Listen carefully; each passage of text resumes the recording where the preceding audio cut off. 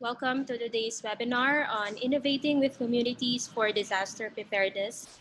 This is brought to you by the International Institute of Rural Reconstruction and Give to Asia. This is Julia Soria of the International Institute of Rural Reconstruction. Before we start, let me first orient you on the platform so that you will know how to use it and interact with us. You should see several buttons on your screen. Depending on the type of device you are connecting with, these buttons will likely be in the top left-hand corner of your screen or on the bottom of your screen. The first button you should see is your audio settings.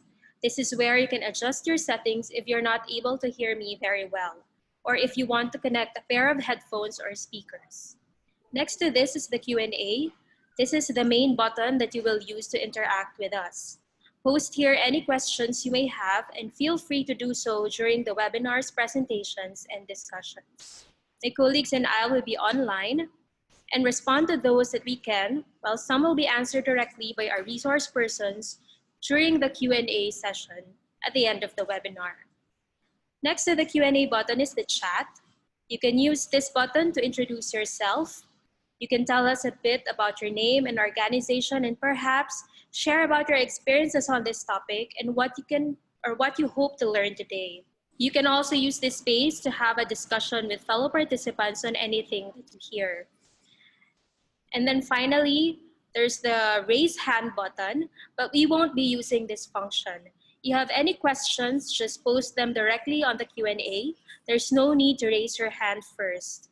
Thank you for listening. Now I'll be handing you over to our webinar moderator, Jerome Montemayor of the International Institute of Rural Reconstruction. A good day to everybody. I would like to formally welcome you to our fourth webinar, Innovating with Communities for Disaster Preparedness. So why do we need to talk about innovation? Well, communities are faced with different kinds of challenges in their own respective contexts. We believe that the solutions cannot be more of the same. So we need to work as a community to come up with innovative approaches or solutions to address these pressing and persistent challenges. Several organizations working for disaster preparedness are now using technological innovations to enhance community resilience. Local NGOs across Asia learn to innovate despite or due to limited technical knowledge or resources. So in this webinar today, resource speakers will share with us how innovation is significant in addressing DRR issues nowadays. We will also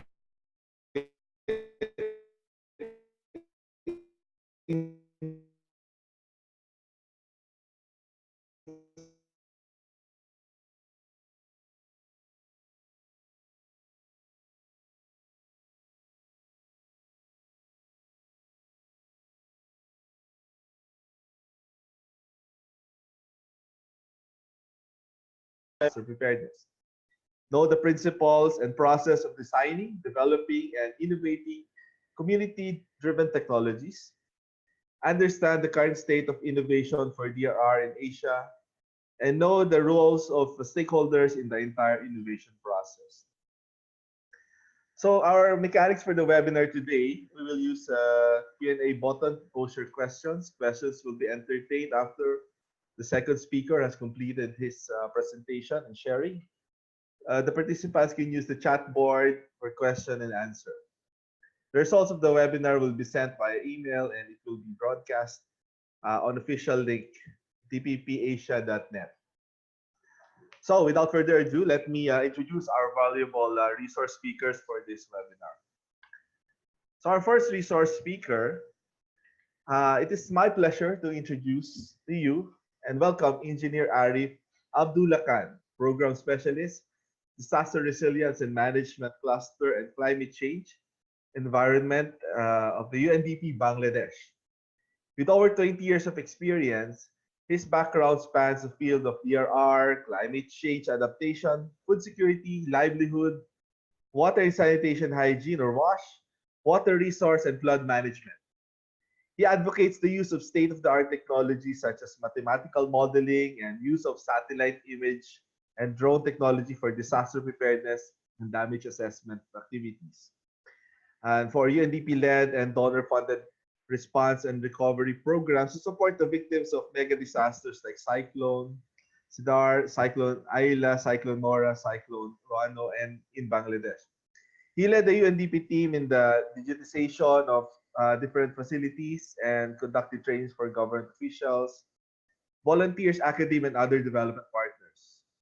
Throughout his career, Arif extensively supported the government of Bangladesh in developing national strategies for disaster preparedness,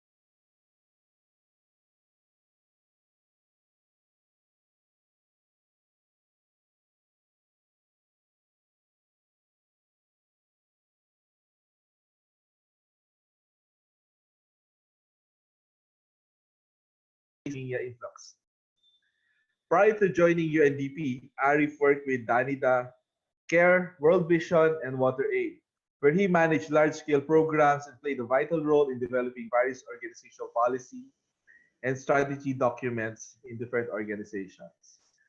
Good day, Engineer Arif. We're so glad to have you in this discussion. So please enlighten us on the following topics. Importance of innovating with local communities on disaster preparedness, brief overview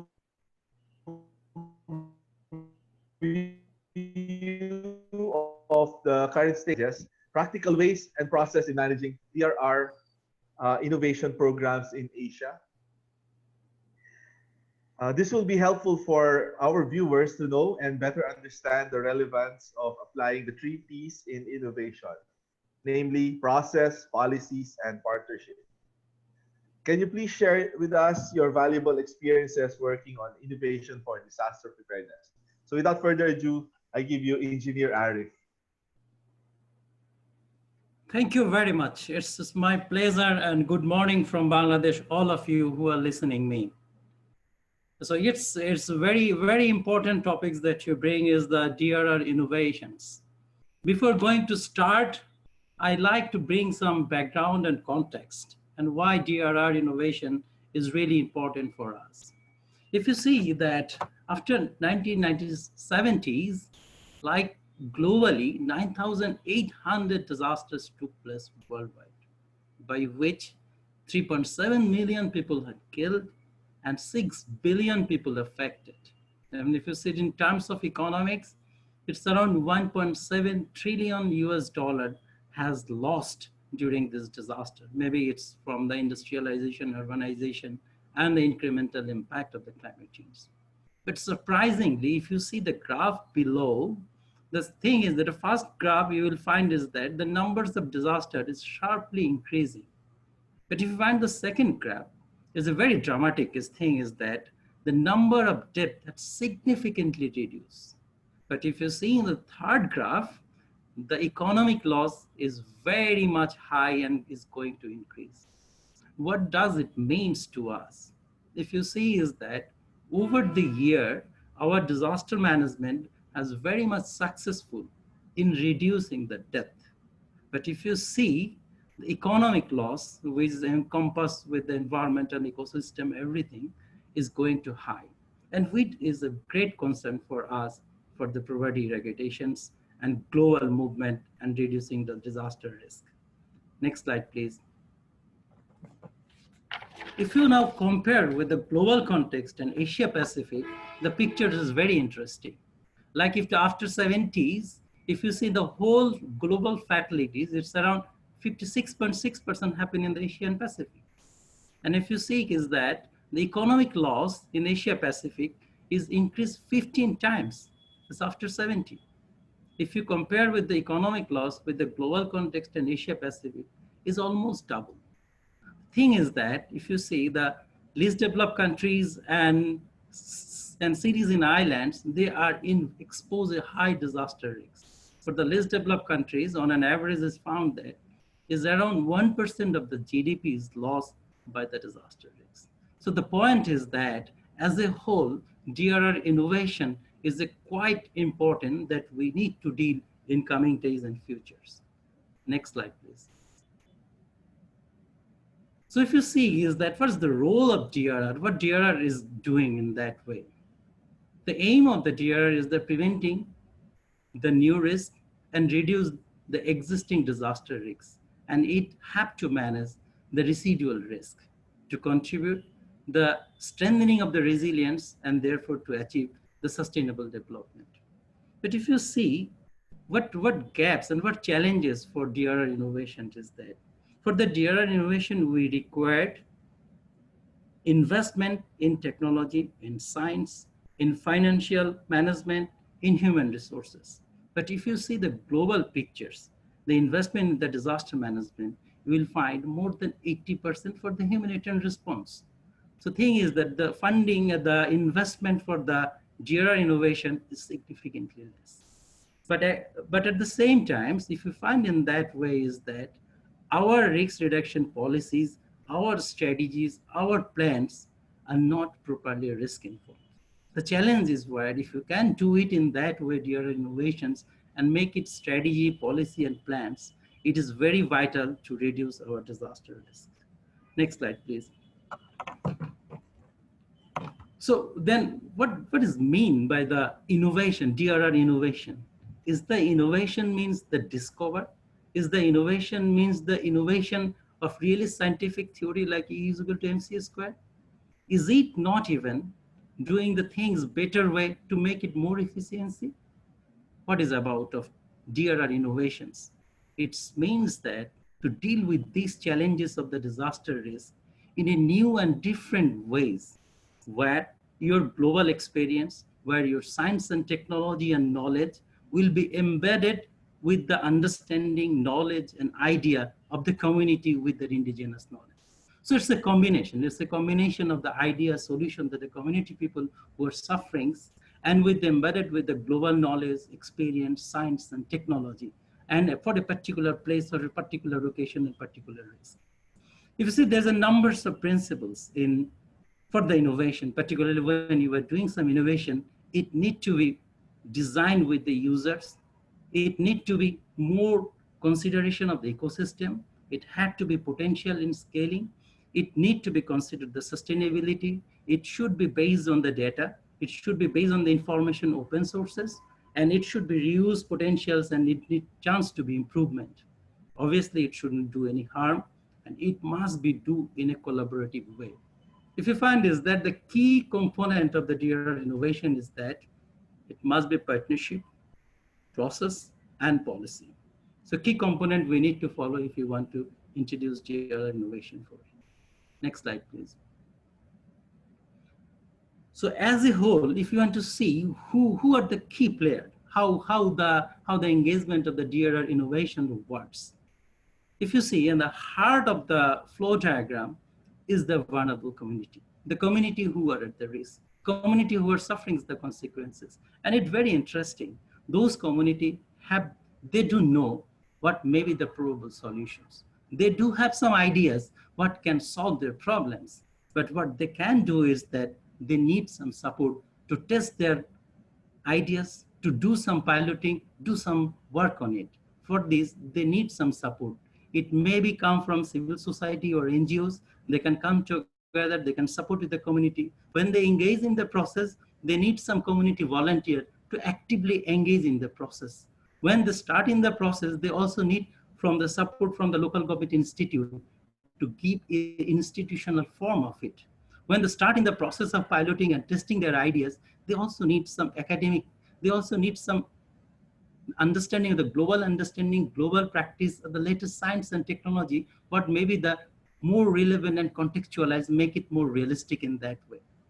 When the idea and piloting and the solution getting proven that it's reduce their risk, it's a solution for their challenges in life, then the successful idea need to be deal with the development partners for the wider disseminations. When it's coming to be robust system in that way, then we need to introduce the private sector, because private sector is the key, who can make more investment on it, more research on it, make it more accessible, easy maintenance, and the main thing is they can make it mainstreaming in the process of the marketing system. So when a successful things, you can embed it with these actors, then we need some financial support from donor. And finally, we need to bring the policymakers to make is understanding and mainstreaming the policy process. And finally, we need to deal with the government concerned ministry and departments. They have a wider potential to make scales and make it mainstreaming. So it's the whole structures, how things are the key actors that are dealing with the disaster innovations. Next slide, please. Next slide, please. So yes, that I explain in that way. So at the core of these, the villagers, the community who are sufferers, then we need the scientific, technical knowledge and how we embed it in this skill and practice in that way, finally identify the core solution for a disaster innovation, risk reduction innovations. Next slide, please. So now I'm going to explain one of the experience of UNDP project, how we tried the whole process of the DRR innovations.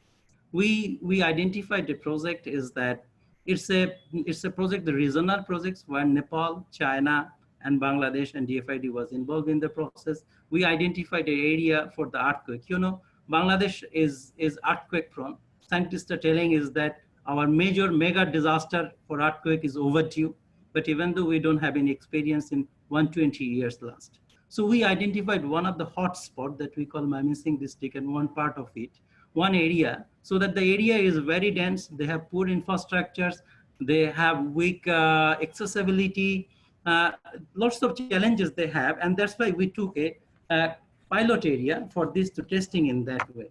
As Bangladesh don't have that experience of the earthquake, so this project of the regional project, we get the understanding and knowledge from China, who have several earthquake experience, knowledge from the Nepal, who have the recent mega disasters in earthquake, and we engage the numbers of research institutes and academic institute in the process to make us more knowledge, understanding, and prepared in that sense. So this is a regional project that we tried, how the community people, they don't have experience, but they have some ideas how if there's a mega disaster, how they will deal it, but they don't have in a proper process. They don't know the science and understanding and a proper way to prepare. So in this regional project, we try to amalgamate in the whole stakeholder together. Next slide, please.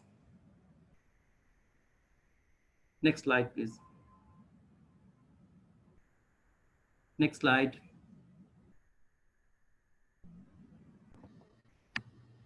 Next slide, please. Yes, if you see the whole process of these things, so actors are mapping in that where the government of Bangladesh, government of China, government of Nepal, and DFID was involved in the process.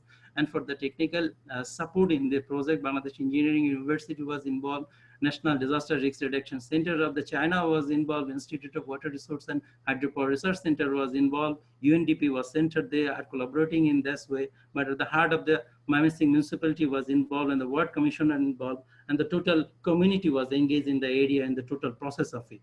Go to the next slide, please. So what we did, we understand that people don't have any experience for the earthquake. But when we discuss the community people and discuss with the community people in China and Nepal, then we can identify this that yes, we need to understand the earthquake risk in a better way. Then we identified how we can engage community in a better way, engage science community in a better way, engage knowledge and science technology in a better way. We can depict the real earthquake pictures of risk. Then what we did, we went to test the subsoil condition with their bearing capacity, bore log information. We then try to identify the structural rigidity, how structures are built, and what seismic simulation they can stand with it. Then we also try to identify the socio-economic information, the capacity of the people. All three information we did, and also the process community was engaged in that, so that they can understand which building is really poor, which soil is really soft in that way, they can stand in that way, and who has the capacity to deal if there is a major earthquake took place. In the whole process, the community can understand their risk in depicted in nicer way. So then we bring the community people together, science people together, municipality together, all come together, and they build a contingency plan. Along with it, they build a long-term and short-term plan. For the contingency plan, they do have some simulations is that if some seismic earthquake is over there, how many buildings going to be collapsed, how many roads going to be block. And if the earthquake took place in the monsoon season or winter season, how many people were to go, how the other stakeholders need to play in the process. So a whole process of understanding with the knowledge of science, technology, and community idea, and municipality to develop the contingency planning. And along with that, they developed a long-term and short-term planning, which buildings need to be retrofit, because we hold and piloting with the retrofitting system. Now they know which building need to be retrofit and how they widening their road, all planning, short-term and long-term planning. Now the community had developed in that process through the whole practices. Next slide, please. Next slide, please.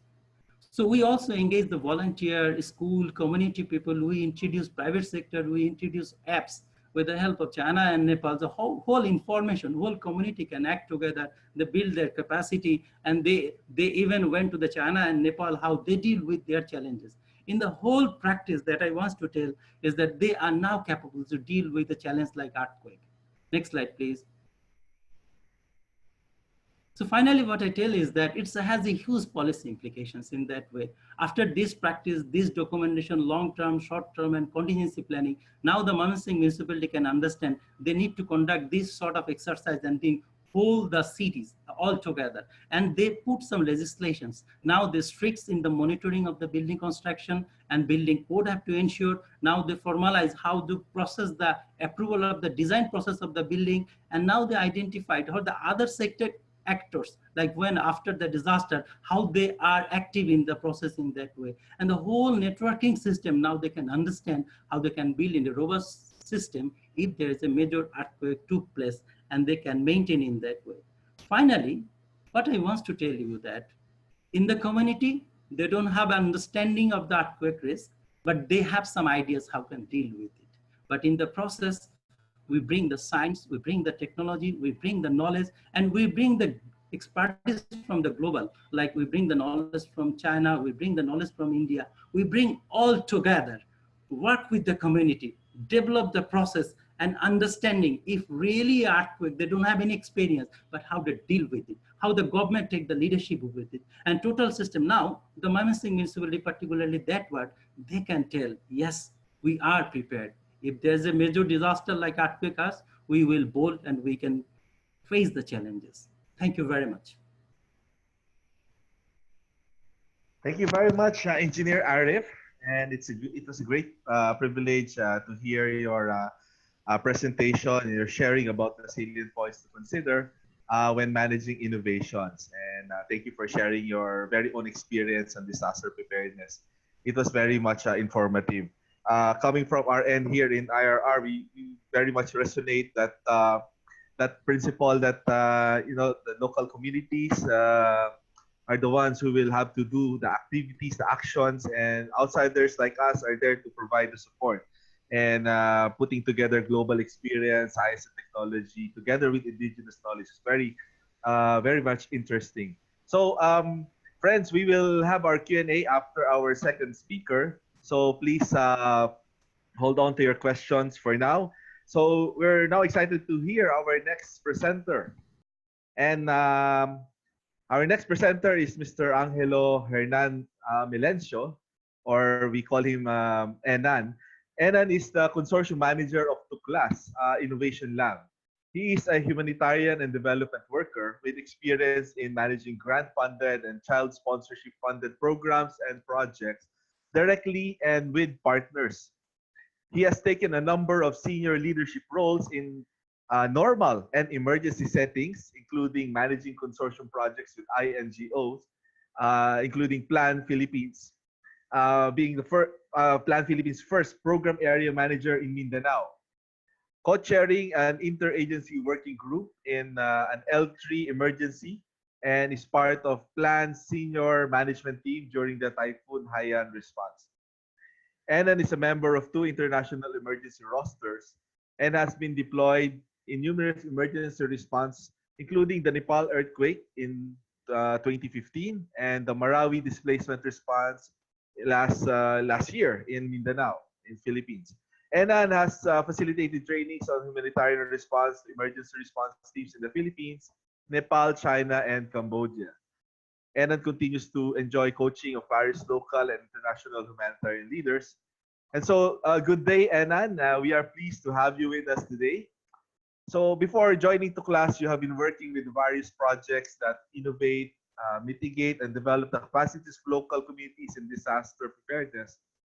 Please share these experiences with us and the stories that you have carried with you from the field, and particularly the role of community as an important stakeholder in participatory innovation development process. And you may also cite some best examples or best practices coming from Class Innovation Lab, which is also a successful innovation lab by itself that promotes community-driven innovation.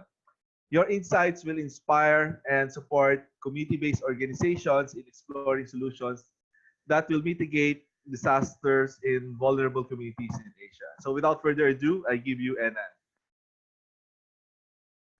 Okay, good day, everyone. Thank you, Jerome, and to IRR for giving me this opportunity to share about Tuklas and our experiences. So next slide, please. So just a flow of my discussion for today. First, I'll talk about Tuklas. Second, I'll be talking about the process. And then third, I'll be explaining how the communities are enriching the innovation process. And lastly, I'll give an example of a community-driven innovation. Next slide, please.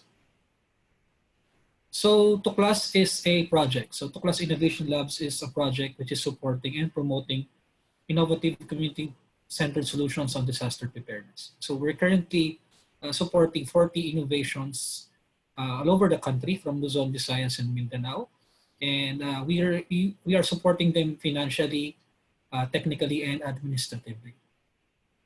For the second paragraph, Tuklas is a consortium. So it's a consortium of Plan International, Action Against Hunger, Care International, and Citizens Disaster Response Center. So 4 organizations working together under the Tuklas project.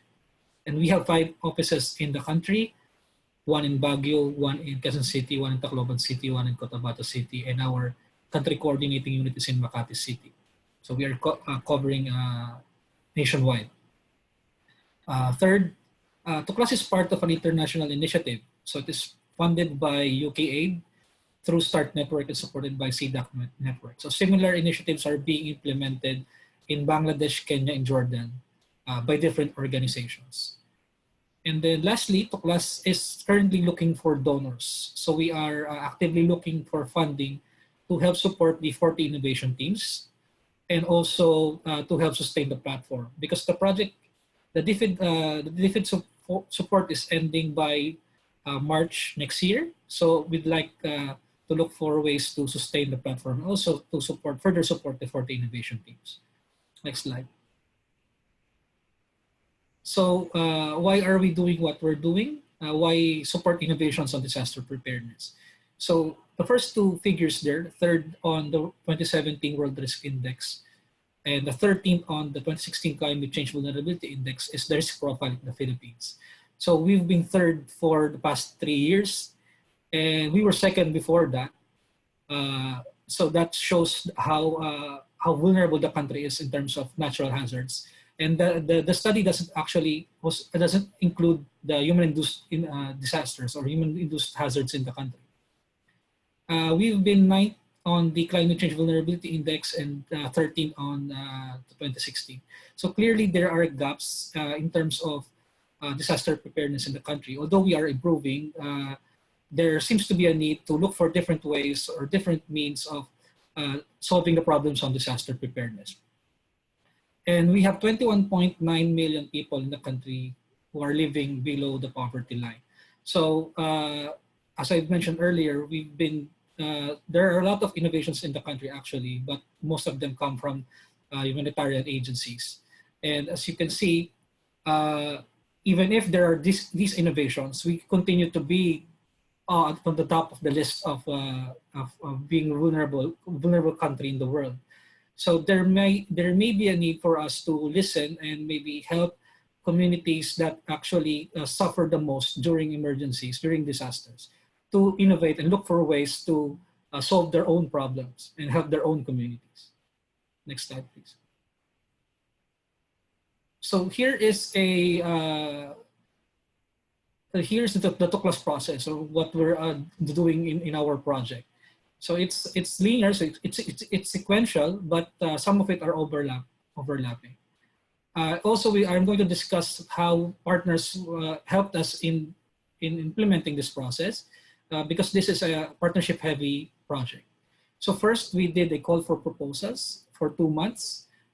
So we searched for innovative disaster preparedness solutions for 2 months, and we ended up with 266 proposals. So we did this through social media work, mass media work, information sessions, and also we maximized existing networks in the Philippines to help us get our messages through, because we are covering nationwide. We also supported communities to do write-shops and also did coaching and mentoring sessions.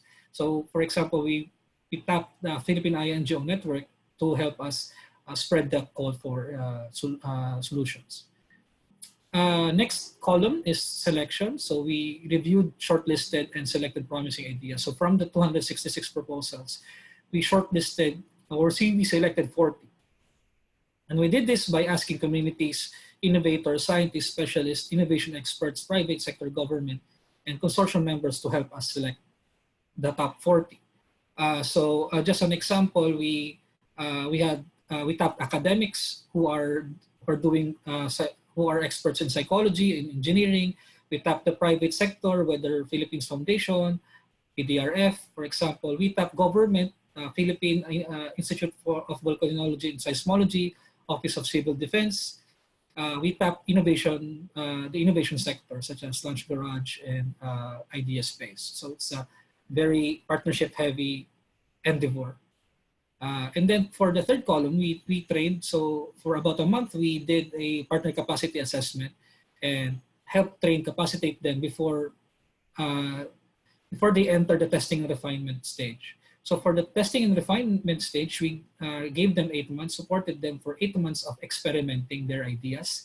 So we got coaches and mentors. So again, we tapped the expertise of IOM, for example, and UNFAO, and also innovation sectors to coach these innovators, and to be able to get the best out of their ideas.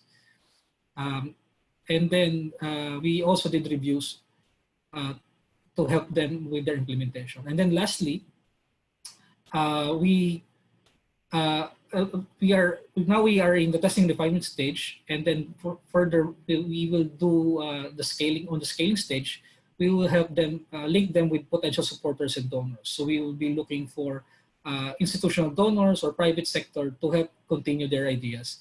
And also we will be arranging a demo day or learning fair where they will be able to pitch their ideas to a much larger audience to look for potential support. So next slide, please.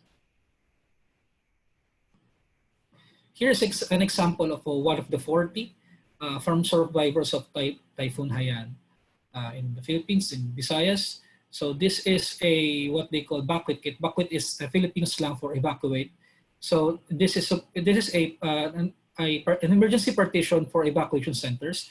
And the idea is all households will have one, and then they can put it up in the evacuation centers for them to have privacy during the evacuation in the evacuation centers. And then next slide for another example. So this is an example of a board game. So we are currently supporting 2 board games out of the 40. And this is an alternative way of teaching children and youth on disaster preparedness by simulating or by acting out as an emergency responder or as a humanitarian. Okay, next slide, please. So for the next five slides, I'll be talking about how communities are helping enrich the innovation practice. So first, communities as creators and co-creators. So some of the proposals that we are currently supporting are actually proposals from communities themselves. So if not, they are co-creators because we required all the 266 proposals that we received to have at least one community member within their teams to make sure that, or to help us make sure that the innovations are not, there's meaningful participation in the innovation process from the communities. So next slide, please. So communities as decision makers. So during the selection process, as I mentioned earlier, we involve communities to help us select the top 40. So the picture shows a group of children being asked which innovations do they think would be relevant, would be impactful for the communities, would they think would be helpful for the communities.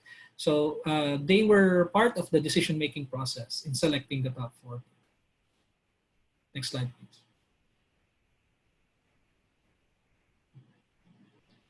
So communities as experimenters. So the picture is actually about an innovation on recycled materials becoming life vests, being built as life vests, because the idea is anybody in the community will be able to make their own life vests.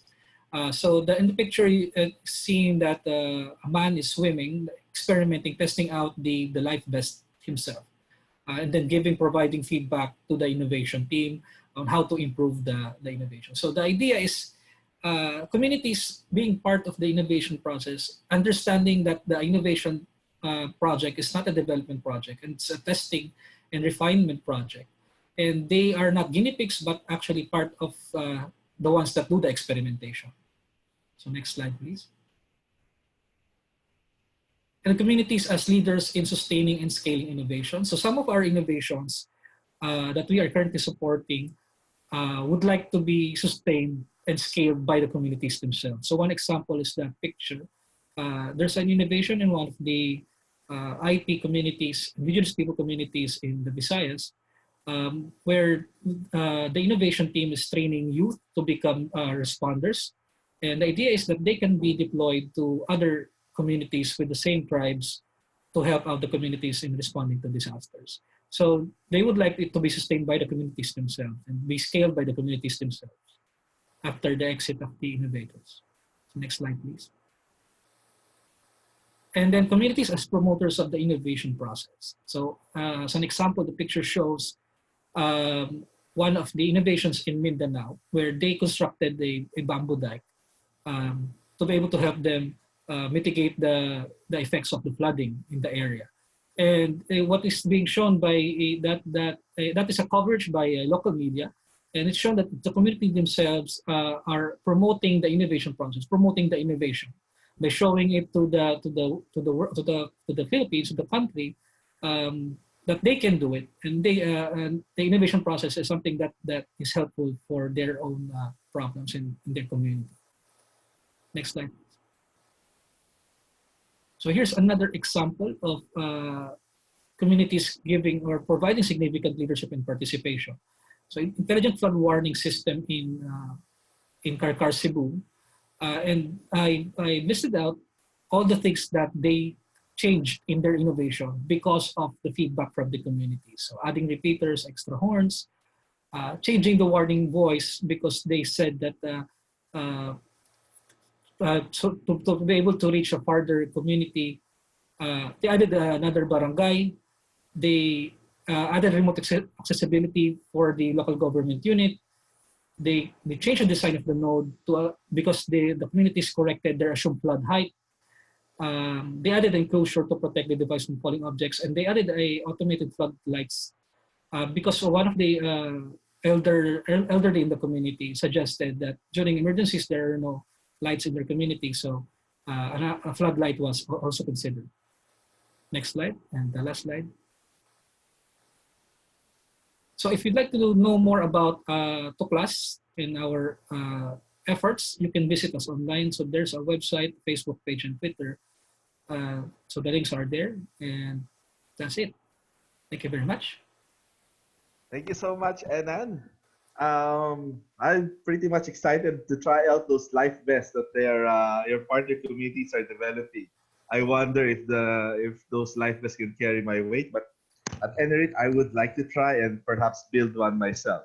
So indeed, it is amazing. It's amazing to know that innovation thrives successfully in highly engaged communities like in your experience, and their leadership and participation can really drive innovative projects that will protect them from the impacts of natural hazards. And we're very happy hearing that you're able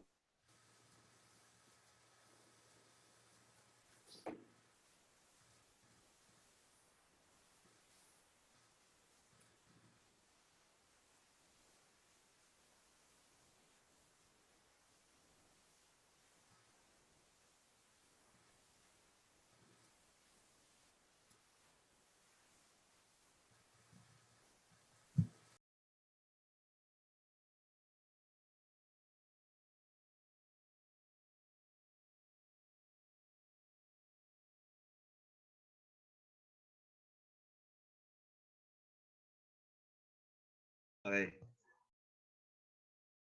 Okay, sorry. Having some technical problems here. We're experiencing the effects of the current typhoon hitting the country.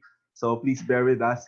Um, so for those again watching or listening right now, I hope you're safe wherever you are, and you can share your queries and questions on our chat board about innovating with communities for disaster preparedness. Actually, while our speakers were presenting, I already seen a few questions that were posted, and we'll see how much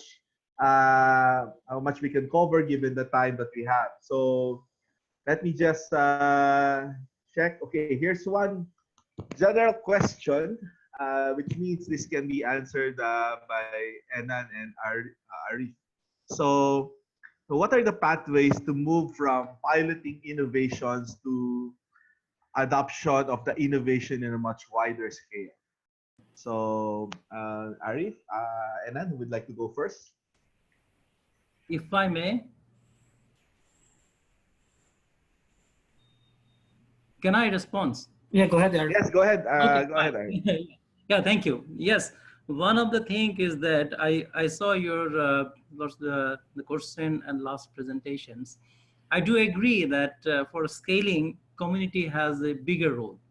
That if something successful piloting is happening, community can share their learnings and peer reviews and lots of methodology as we have to make it scale. But my point is that if you want to real scale, if you want to make it a more potential and mainstreaming, you need to help from the government.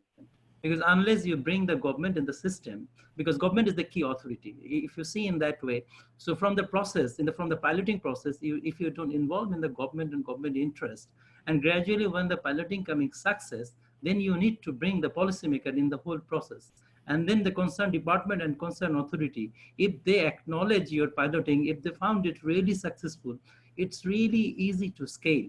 Without government and without support, yes, community can do it, but it's a bit challenging. But if government is involved in the thorough process, it's for sure is a have a bigger potential, and mainstreaming issue will be done by the government.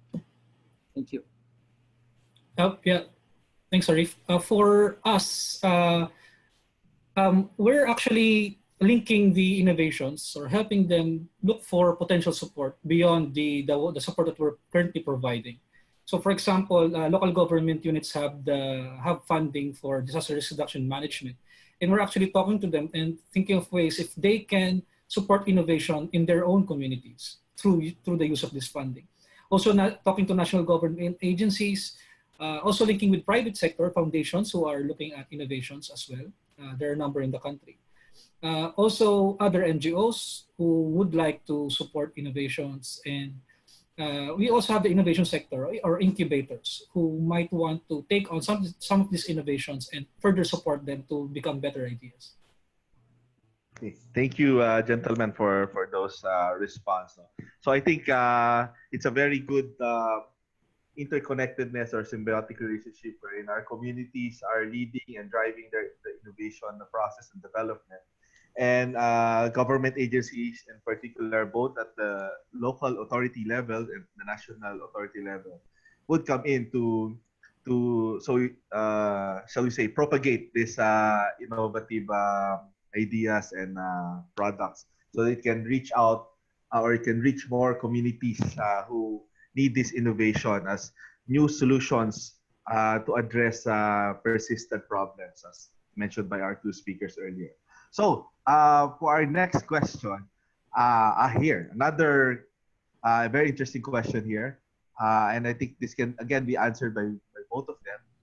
In the innovation process, the role of the academic sector, the academic, college, universities, and research institutions, as well as the private sector, are both understated. So what are the ways by which innovators, community-led innovators at that, can further engage or shall we say, how can the academe and the private sector uh, be more engaged and invest more in community-led innovation?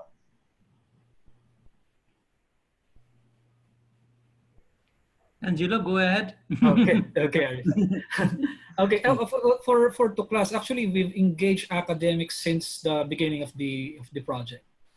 We've actually consulted them about the innovation process itself, and they're the ones who gave us concrete suggestions on doing write-ups, for example, etc. And for the selection, we engaged academics.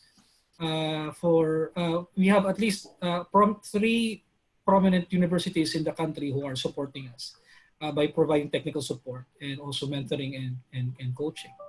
So I would say some of the schools, universities in the country are actually already establishing their own innovation hubs, and they are very much willing to look for other organizations and entities and agencies to support them and for them to be able to support as well.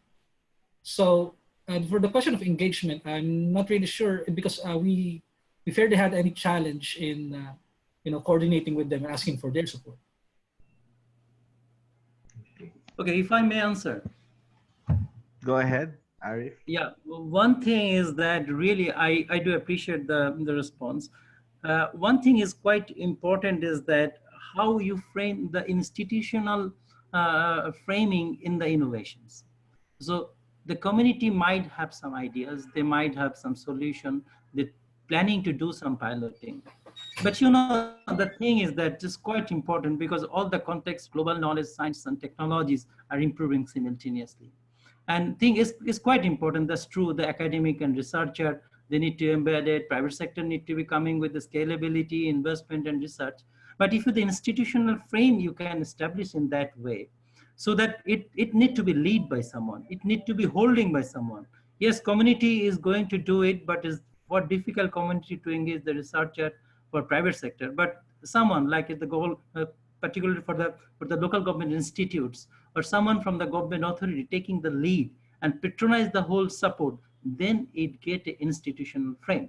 And then your knowledge, your expertise will be properly documented, properly articulated, your success will be validated in this process, and it will be more helpful for scalability. So the point I want to make is that make it more institutional frame, engage all the actors together more formally in that process, so that will be more easy to make it mainstreaming. Yeah, thank you.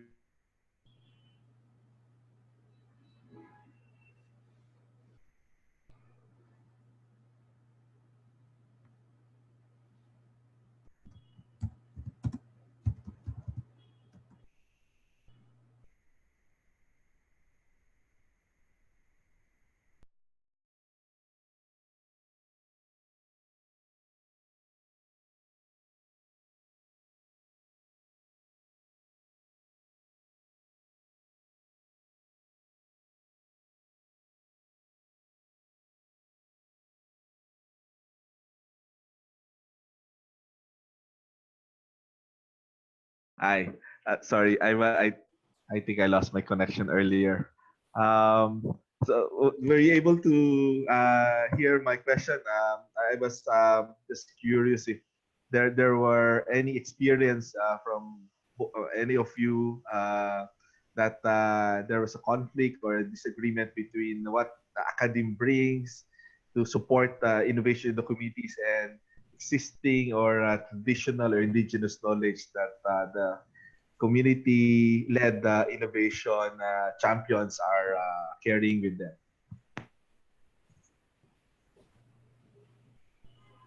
them. For me, I can't think of any conflicts now.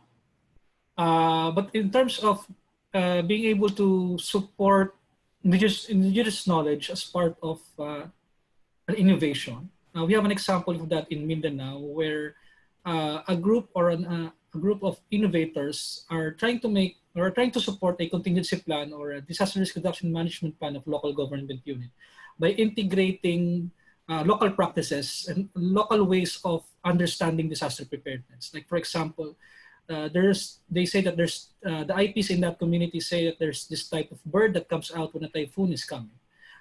So they're looking for ways to validate that through scientific evidences. And then if that is proven, then that will be integrated in the contingency plans and disaster risk reduction management plan. So innovation, local knowledge as part of an innovation or a part of something, bringing something new to the community and to the Philippines actually. If I may add, thing is that if you see, like, Bangladesh is a flood prone area, and each and everywhere more or less flood is over there. And we have some isolated islands where everywhere houses are going underwater. What community is normally doing, community try to raise their planes so that it shouldn't go underwater. But normally having after 2-3 years, it goes underwater. But then a scientific community come up with the understanding, they do some mathematical hydrological modeling. Now the fix is that in the rural area, there's the isolated shores, they now fix the level of the flood, and they synchronize with the understanding of the impact of the climate change, and they fixed a benchmark where now community can raise their household plane in that way that will not going underwater. So this tiny scientific knowledge and understanding with the community initiative just gives some mileage so that community can be protected in that way. That's the experience we did in our field.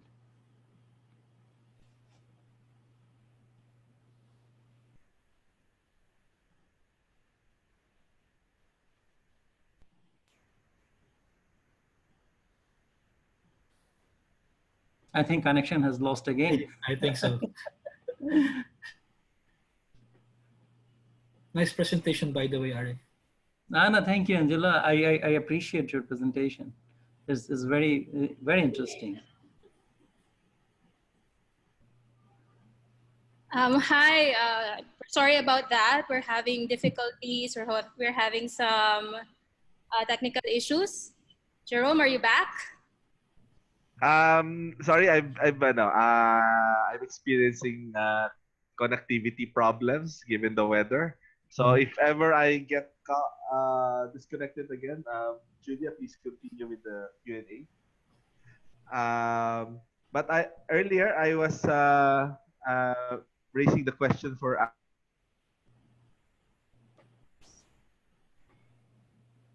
For who? Okay, so here's the final question for our one of the questions that were raised.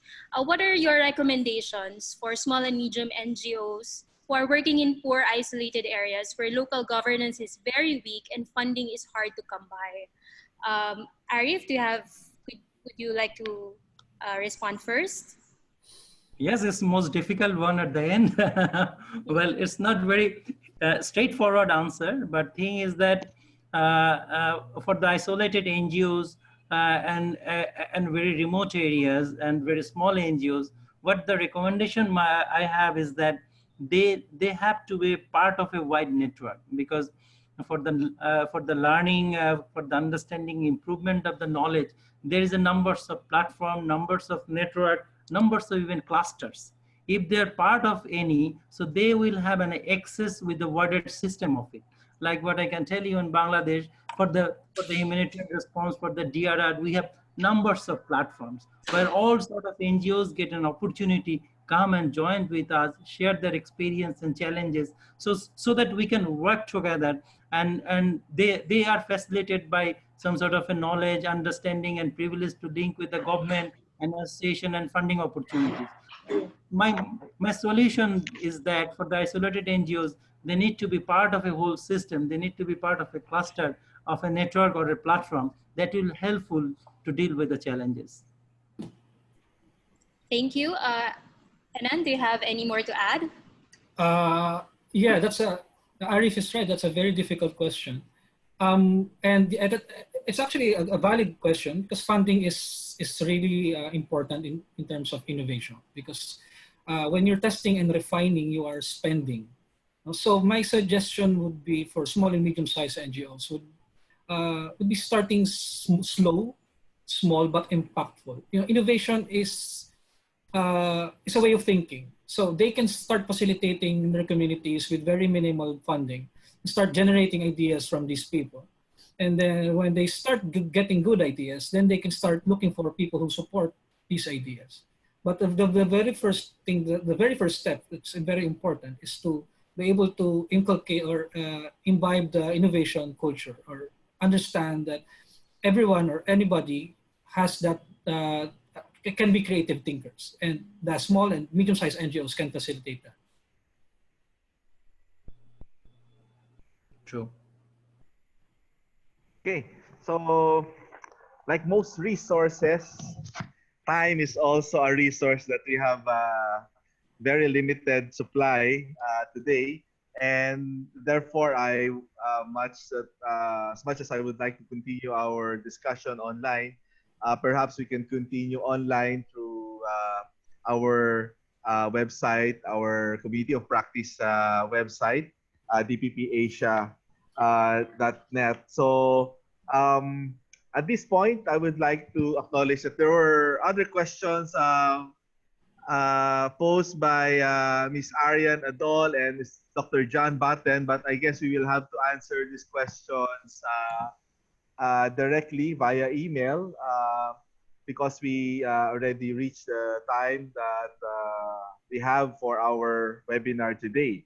So I would like to take this opportunity to thank all our viewers and our listeners, of course, our speakers who have shared their valuable experiences and lessons learned and their ideas with all of us. And we hope that this would be very much helpful in pursuing our very own innovation processes. And our learning does not end here. No, we can always get in touch with each other through dppasia.net, and we hope that this will lead to more innovations being incubated or being fostered at all levels of our work, but most especially in our communities, in our learning and our partner communities. So thank you very much to Ari and Enan for sharing their time. Thank you very much to all our participants who Thank you. also Thank you. shared Thank their... Yes, thank you, thank you. And the discussion continues beyond this webinar. And for the participants, thank you for sharing your questions and your thoughts and your feedback. And for our colleagues here in the International Institute of Rural Reconstruction, thank you very much for putting this together. And of course, our valuable partner, Give to Asia, who has been our partner for the past more than, I think, 5 years already for the NGO Disaster Preparedness Program. We are in our phase 2, and we're looking forward to another phase after this phase 2 concludes next year. And we'd also like to thank our partner, the Humanitarian Leadership Academy, Philippine Academy Center, who has provided the technical platform for the previous webinars. And they have allowed us to fly this time on our own, using our own wings. We are now running this webinar after they have trained us in the previous webinar. So we thank them. And as I mentioned, our learning continues. We are lifelong learners.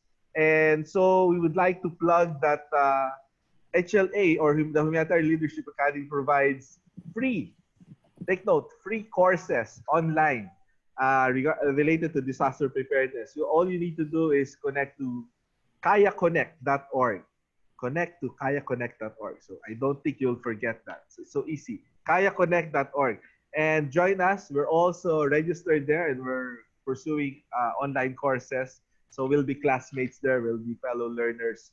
And for those who missed the webinar, you can tell your friends or colleagues that they can download this webinar and also the previous webinars through the link that's flashed on your screen. Okay? Take note of that. It's quite long.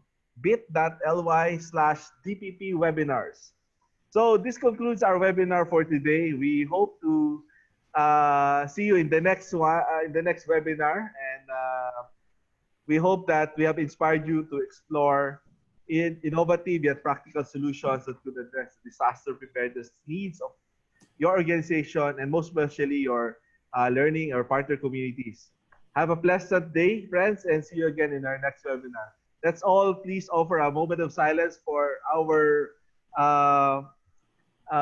fellow men and women in the northern Philippines who are now being hit by the current typhoon. Let's pray that they are all safe and they are all prepared as we would hope them to be. So thank you very much and see you again. Thank you. Bye-bye. Bye-bye.